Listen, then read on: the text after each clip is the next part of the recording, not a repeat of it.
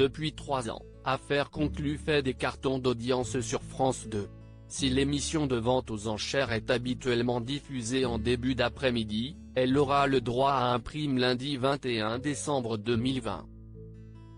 Dans ce dernier, Sophie Davant et son équipe feront grimper les enchères au cœur du musée des Arts Forains.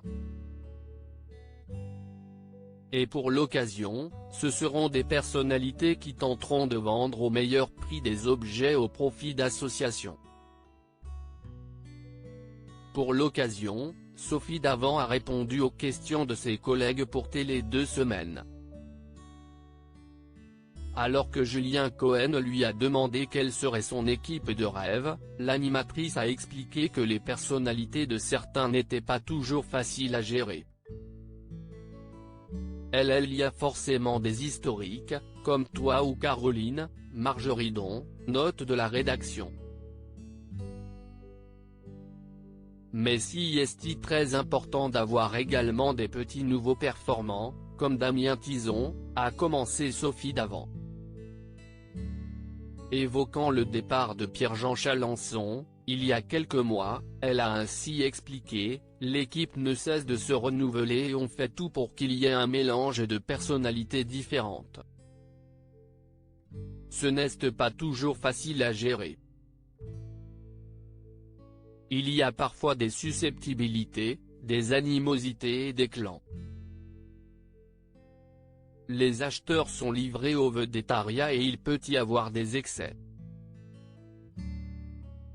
Je joue alors un rôle de grande sœur en les calmant et en expliquant qu'on ne peut pas faire n'importe quoi publiquement. Je pense à Pierre-Jean Chalençon, mais pas seulement. Je regrette d'ailleurs que Pierre-Jean ne soit plus là, il manque à l'émission, mais ce n'est pas faute de l'avoir alerté à plusieurs reprises. Les mises en garde de Sophie Davant en juillet dernier, déjà, si est dans l'émission Culture Média sur Europe 1 que Sophie Davant s'était confiée sur le départ de Pierre-Jean Chalençon d'Affaires conclues. Elle avait ainsi révélé, il a un peu trop parlé sur les réseaux sociaux et on lui a dit à plusieurs reprises de faire attention. On lui a dit qu'on ne pouvait pas se permettre de dire n'importe quoi quand on est regardé par des millions de téléspectateurs. Et si est quelqu'un de libre Pierre-Jean? Hélas, il n'écoutait pas ce qu'on lui disait. Moi, ça fait 3 ans que je lui parle souvent, en lui disant attention, fais attention, on ne peut pas se permettre de dire n'importe quoi, on ne peut pas prendre position sur tous les sujets.